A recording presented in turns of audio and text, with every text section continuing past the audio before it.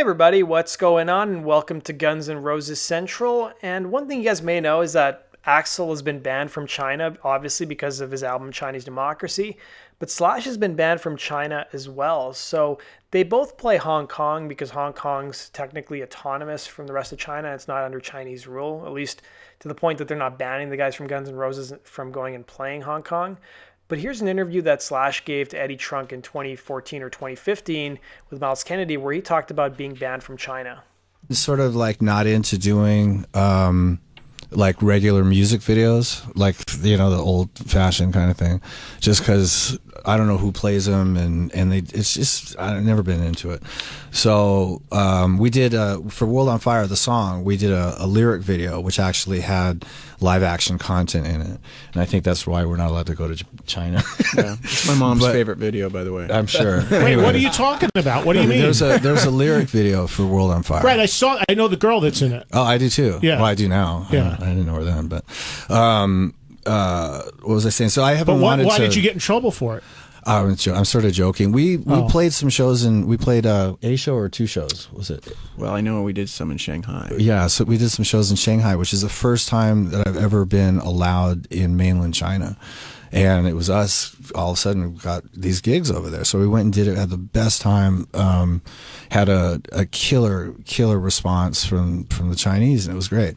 And we'd booked 3 or 4 more shows for our last Asia trip to go to China, and suddenly we're not allowed to go over there anymore. So I'm trying to think what we could have possibly done that would have pissed those people off.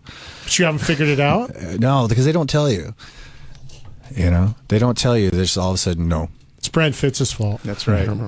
So. Wow, that's wild. But anyway, so we haven't really invested in doing, like videos to back up the single and all that. So there's not going to be any November Rain-esque videos coming from this band all that anytime concept soon. stuff. And I saw some videos when we were making the record. We were in Orlando, Florida, doing the vocals and the guitars and staying at the Hard Rock, which was, thanks Hard Rock for putting this up. But so every night when I come back from the studio, the TV would be on the Hard Rock channel. I just see all these modern rock videos I'd never seen before because that was like the only outlet really for them.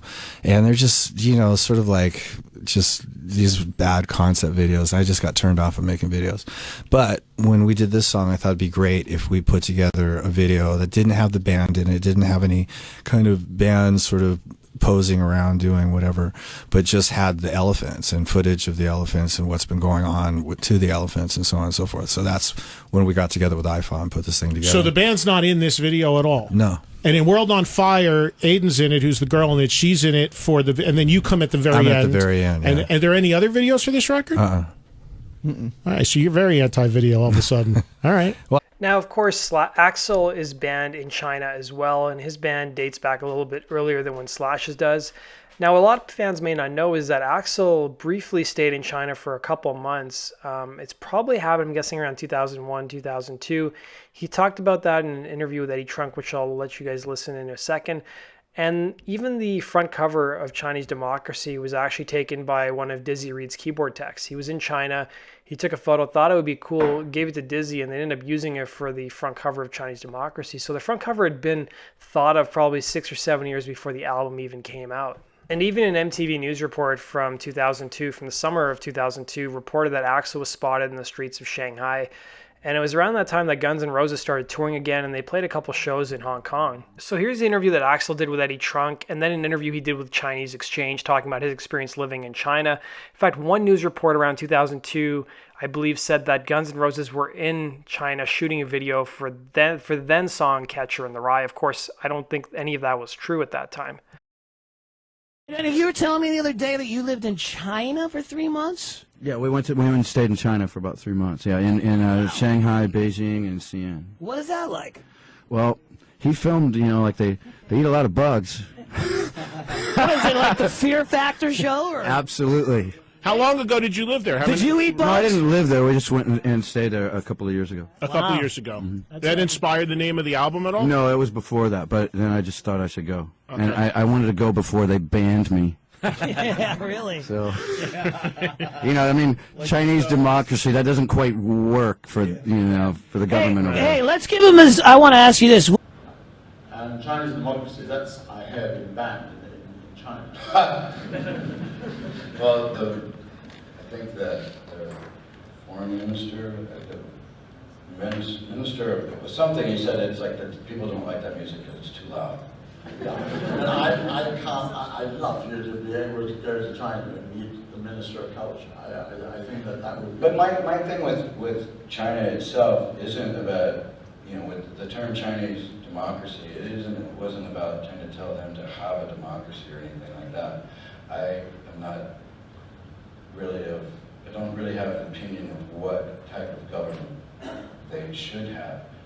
My thing is that I went and stayed there for about 3 months, and everywhere I went, the people are so shielded from what's going on in the world. And if you stay in the hotels there and you're from Western societies, and you don't realize that the stuff you're seeing on TV, the average person isn't seeing. They're not seeing that version of CNN or whatever. But the biggest thing to me was that everywhere you went, people were scared. They're frightened for their lives to have an opinion that deviates from the government's about the simplest thing. I mean, things that we take for granted. You know, sitting in a car and going, somebody goes, "Oh, I don't like what Obama did today." If you said, "Oh, I don't know about the Communist Party's doing," your translator all of a sudden is terrified, for good reason. Yes. And that is a soft grain. I don't feel that. I feel that that's wrong. That's not right for anyone.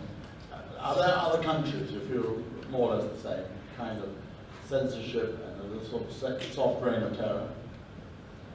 Yeah, well, I mean, I think that we know that with, say, with the Taliban or things like that, or there'll be places in Africa, and you know, expressing your views in Egypt or Saudi Arabia. No, but I mean, but I do feel people should be free to have their opinions and develop their thoughts and to move forward rather than have someone just completely dictating. All right, well, look, listen. But speaking as a dictator. You love being a dictator? No. I'm sure you do. Do you always have it your way? When was the last time when you did not have it your way? Does anybody... Like 30 years ago, when the rest of the band was all on heroin, and they realized that this woman interviewing us for some tiny little rock magazine was more interested in interviewing them than me, as he said I was the, you know, like the Ayatollah, because I was the big enemy at the time, and then it's just stuck. Well, anyway, that's their loss, because we are the biggest rock star today. Look, listen. So around the time that Axl was touring North America with his version of Guns N' Roses in 2002, Metal Sludge was able to get a copy of the interview rules that interviewers had to follow if they were going to be interviewing the Guns N' Roses frontman. And here's what the interview rules stated. The interviewer should be taped in advance and not promote until the station has the tape in the can. So these are the rules that they have to follow. They cannot ask questions about the following topics, including Slash or any of the other former members of the band, other bands or other music in general, the Vancouver riot that kicked off the tour, or basically Axl not showing up on time.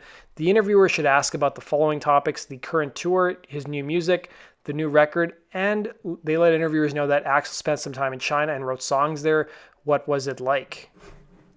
Because of its now, name. there was really no surprise when Chinese Democracy came out on November 23rd, 2008, that the album would be banned in China, and that's exactly what happened. So according to The Telegraph, which is a UK newspaper, Guns N' Roses' new album, Chinese Democracy, has been apparently banned by Beijing censors because of its name. So in an article that was filed on Monday, headlined, "American Band Releases Album Venomously Attacking China," the Global Times said unidentified Chinese internet users had described the album as part of a plot by the West to grasp and control the world using democracy as a pawn. The album turns its spear point on China, the article said. Reports suggested that China's national publications import and export group, the state-owned monopoly responsible for importing all music, has told record shops not to bother trying to order the long-awaited album, which took the band 17 years to produce. In addition, the album's official website, ChineseDemocracy.com, had been blocked automatically by internet censors, while the Chinese version of Google is self-censoring any searches for the the album. Now, ChineseDemocracy.com responded with a poll asking visitors if they thought China should be allowed to access it, and about 70% of respondents said yes. So far, the only way that Chinese fans could actually access the music was through the band's MySpace page. Now, Guns N' Roses became hugely popular in China in the late 1980s when its music was associated with rebellious student movements that flowered before the massacre in Tiananmen Square.